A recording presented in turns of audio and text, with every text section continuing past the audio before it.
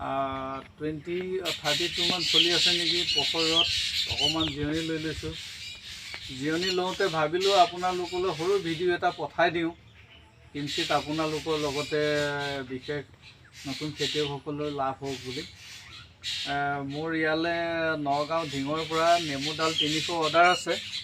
নেমু ডালবোৰ আমি এমাহ 28 দিন আগতে ডাল ধৰিছিলোঁ ৰুট হৰমোন দি পেলাই, ৰুটেক্স বা চেৰিডেক্স দি। এতিয়া এইবিলাক ধুনীয়াকৈ দেখাই দিয়া জুম কৰি, ধুনীয়াকৈ এইবিলাক শিপা আহিলে। এতিয়া শিপা অহাৰ পাছত আমি এইটো প্লেন ফিক্স কৰিব লাগে, যাতে ইফালে সিফালে দূৰ দূৰণিলৈ বাণিজ্যৰ কাৰণে নিবৰ কাৰণে, ট্ৰান্সপৰ্টেশ্যন কৰিবৰ কাৰণে। কিন্তু আমি যদি পোনচাতে এইটো নি পেলাই ৰুই দিওঁগৈ, তেতিয়াহ'লে সি মৰি যাবলৈ চান্স আছে। গতিকে আমি প্লেন ফিক্স কৰিবলৈ হ'লে এনেকৈ ধুনীয়াকৈ পলিথিনটো আমি খুলি দিলোঁ। খুলি দি অকণমান পানীত তিয়াই ল'লোঁ। তিয়াই লৈ আমি এনেকৈ ভৰাই ল'ব লাগিব। একদম এই মাটিটোত মানে পটাছ, ছুপাৰ ফছফেট আৰু গোবৰ দিয়া আছে, কেইবাদিনো আগতে মিলাই থোৱা আছে।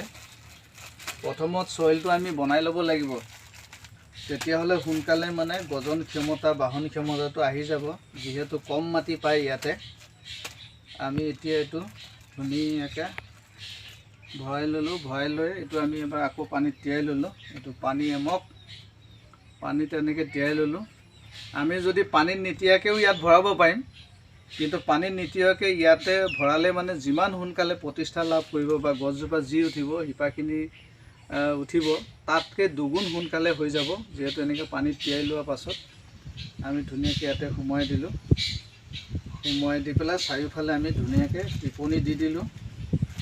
টিপনি দিয়াৰ আগতে আপোনালোকক আকৌ জনাই দিছোঁ, এইটো খালী মাটি নাই, ইয়াত 50% শুকান গোবৰ আছে, 50% মাটি, আৰু লগতে মাটিৰ পৰিমাণ অনুপাতে ইয়াতে পটাছ আৰু ছুপাৰ ফছফেট দিয়া আছে। ইউৰিয়া চিউৰিয়া একো দিয়া নাই, কাৰণ সেইবিলাকে কেতিয়াবা ৰিয়েকশ্যন হৈ পেলাই গছপুলি মাৰি পেলায়। গতিকে ছুপাৰ আৰু পটাছ আমি কিঞ্চিত দি পেলাই মাটিখিনি মিলাই থৈছোঁ, শুকান গোবৰ দি পেলাই মিলাই ধুনীয়াকৈ। আজি এসপ্তাহ আগতে বনাই থোৱা আছে মাটিটো, পিছত এতিয়া ভৰাবৰ কাৰণে উপযোগী হ'ল। ডালবিলাক আমি ধুনীয়াকৈ আনি আছোঁ। এতিয়া এনেধৰণে যদি আমি ঠুঙাত ভৰাওঁ, তেতিয়াহ'লে এই 15 দিনৰ ভিতৰতে শিপাখিনি প্ৰসাৰিত হ'ব। আমি বগা ঠুঙা দিছোঁ, ইয়াতে শিপাবিলাক দেখিব পাম। আৰু সম্পূৰ্ণ ছাঁ জেগাত ৰাখিব লাগিব। যদি ৰ'দত থওঁ তেতিয়াহ'লে মৰি যাব।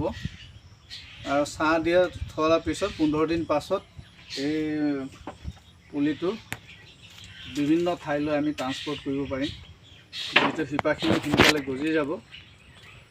এইটো হ'ল চিডলেছ কাজি নেমুৰ পুলি।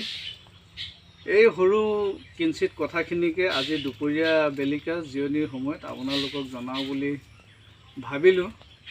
গতিকে ইমানতে আজি ভিডিঅ' সামৰণি মাৰিছোঁ।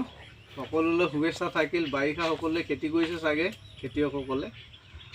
এইখিনিকে কৈ আজি ভিডিঅ' সামৰণি মাৰিছোঁ। জয় আই অসম, জয় হিন্দ।